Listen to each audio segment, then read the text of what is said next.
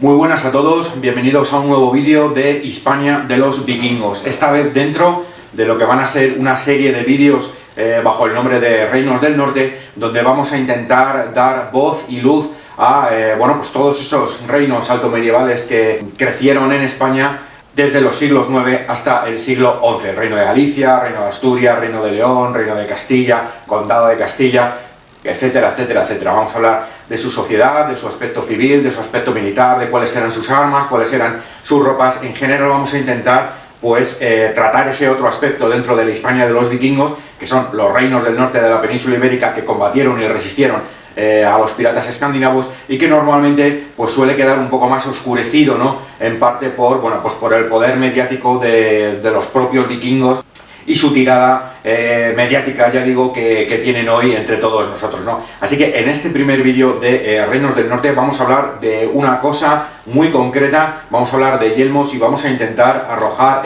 luz sobre una polémica que hay, polémica entre comillas, no es que sea una gran cosa, pero sí es, digamos, una polémica que existe principalmente entre recreadores, intentando averiguar cuáles fueron los dos yelmos más utilizados en la península ibérica durante la Alta Edad Media y, cuál fue el periodo de transición de uno a otro. Así que, de entrada, vamos a ver los dos yelmos de los que estamos hablando en un gráfico que pondremos en pantalla. Parece que estoy hablando del VAR.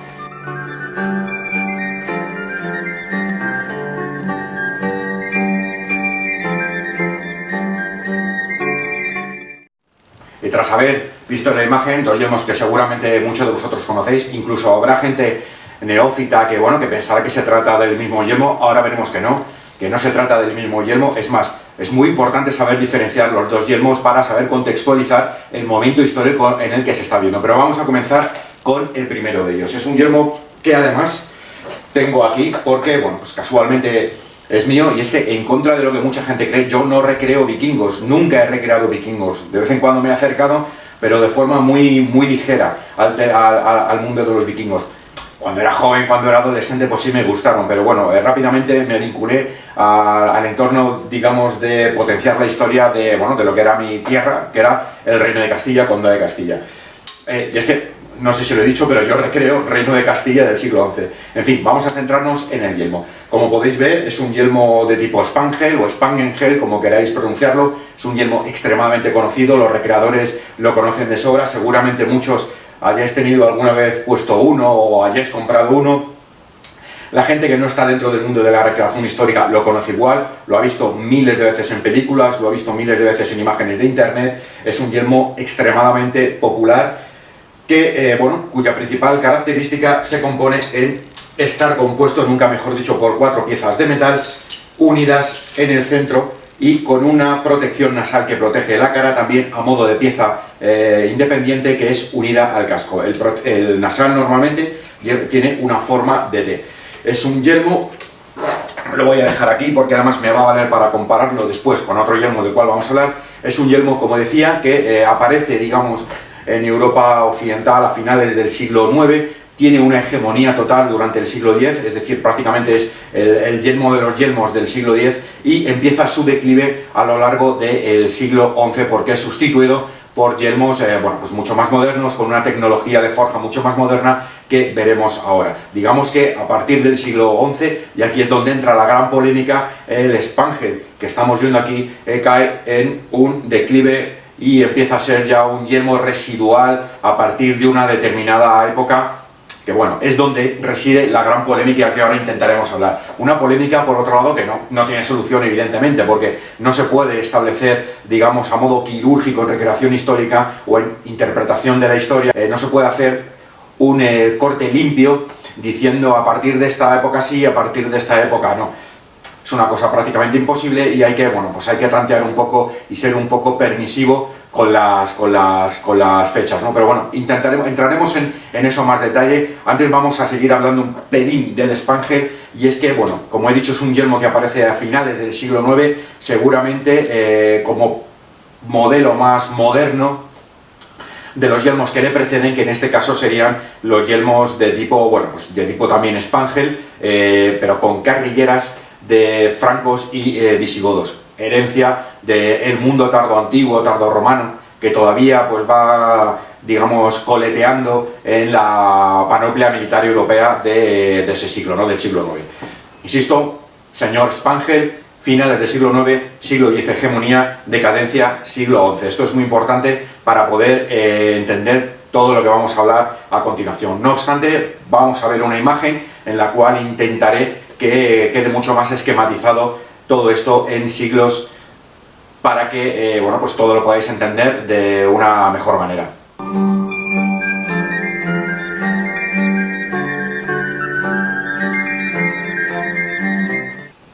Y como hemos comentado, tras el Spangel, durante el siglo XI aparece un nuevo yelmo, un yelmo que voy a ver si lo puedo conseguir poner en pantalla, en principio debería de aparecer por aquí, el cual, como vemos, mucha gente lo confunde porque ciertamente es muy similar, tiene una misma tipología, es un capacete cónico de metal con una protección nasal también para evitar los golpes a la cara. Pero la principal característica de este yelmo que le diferencia del anterior Spangel como un modelo mucho más nuevo, mucho más evolucionado, es que si os fijáis es de una sola pieza de metal, lo cual ya evidencia que bueno, pues tiene unas técnicas de forja mucho más evolucionadas, mucho más adelantadas para la época, por supuesto, de lo que lo tenía el Spangel. Estos yelmos de una sola pieza de metal con un protector nasal suelen llamarse, pues bueno, yelmos de tipo Oldsmund, yelmos de tipo Pothman. La mayoría fueron encontrados en el este de Europa, Praga, Polonia, es decir, en ese entorno. Curiosamente no eran eslavos, sino eran vikingos, o se supone, se atribuye normalmente al mundo vikingo, pero bueno, no nos vamos a meter en ese tema. Ya haré un vídeo cuando sea menester relacionado con los yelmos vikingos. La gran polémica, ¿cuál es? Bueno, pues la gran polémica reside en que hubo un momento de la historia en que estos yelmos que estamos viendo aquí, pues comienzan a oscurecer los Spangel, que ya empiezan a ser modelos viejos, hasta terminar pues prácticamente barriéndolos. ¿Cuándo fue y cuándo ocurrió eso? Bueno, pues no se puede determinar, es imposible de determinar. Aparecen en el siglo XI y en algún momento del siglo XI, como ya digo, los yelmos de una sola pieza empiezan a imponerse a los Spangel.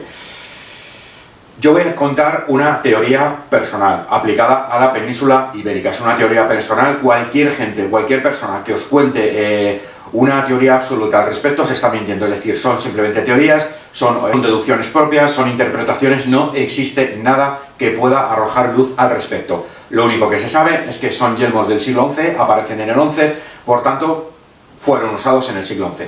Ahora bien, los yelmos que estamos viendo aquí, como por ejemplo el yelmos de Olmund, aparecieron en el este de Europa. La mayoría son del este de Europa. Vamos a calcular mitad del siglo XI, es decir, 1045, 1050, 1060 y poco. Cuando aparecen en el este de Europa, tardan un tiempo en llegar a la península ibérica. No son, estamos hablando de la Edad Media, no hay aviones, todo se mueve a caballo, es decir, el mundo va mucho más lento de lo que puede ir hoy. Por tanto, yo pienso y deduzco que en la península ibérica durante el siglo XI se continuó utilizando el Spangel compuesto por varias piezas durante un tiempo más largo que en el resto del norte de Europa y en el resto del este de Europa y centro Europa inclusive, porque tardaron más tiempo en llegar los yelmos de una sola pieza con protección nasal como los que estamos tratando. ¿Qué significa y qué quiero decir con esto? Vale, pues quiero decir que, por ejemplo, durante la primera mitad del siglo XI seguramente aún fue muy habitual entre los caballeros hispánicos los yelmos de tipo Spangel compuestos por varias piezas, y la segunda mitad del siglo XI sí que es posible que ya empezaran a ser, digamos, más residuales o ser paulatinamente sustituidos por yelmos que ya empezaban a ser mucho más modernos, como los que tenemos en pantalla. Ahora bien, y esto es una cosa importante que se aplica en recreación histórica, y la historia ha sido siempre así, incluso lo es a día de hoy, teniendo en cuenta que las modas que llegan, y más en la Edad Media, donde no había mucho dinero, las modas que llegan, las últimas modas, son siempre cogidas primero por la aristocracia que por el vulgo, ¿no? Que por la plebe. Quiero decir que casi con total seguridad los yelmos de una sola pieza de tipo Olmund serían copiados, serían habituales, serían utilizados por clases aristocráticas en la península ibérica de la segunda mitad del siglo XI, mientras que las levas, los caballeros villanos, la gente que no, o los caballeros de poca monta, la gente que no tenía suficiente poder adquisitivo, continuaría utilizando los típicos Spangel compuestos por diferentes placas. ¿En el centro de Europa y en el norte de Europa sería así? Pues me inclino a pensar que no. ¿Por qué? Porque ahí sí es el lugar donde aparecen realmente todos estos yelmos más modernos de una única pieza de metal. Por tanto, preveo que en todas esas zonas se impusieron con más facilidad al tener más acceso a ellos que lo que ocurrió en la península ibérica.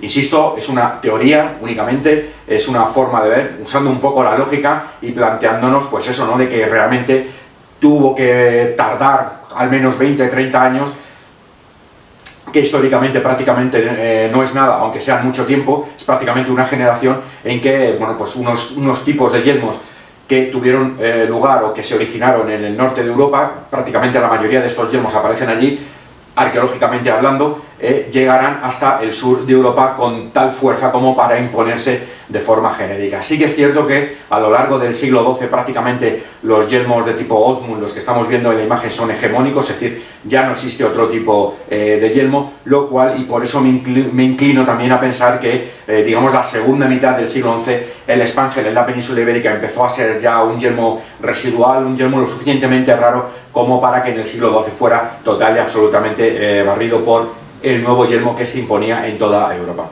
Así que nada más, este es el primer vídeo intentando aclarar una polémica en la cual se me ha contado, se me ha hablado, se me ha preguntado algunas veces en eventos de recreación histórica, donde mucha gente confundía el yelmo Spangel con el yelmo de tipo Ozmund, principalmente porque, bueno, pues ciertamente es una tipología y el Ozmund, digamos que es una evolución del yelmo tipo Spangel con protección nasal.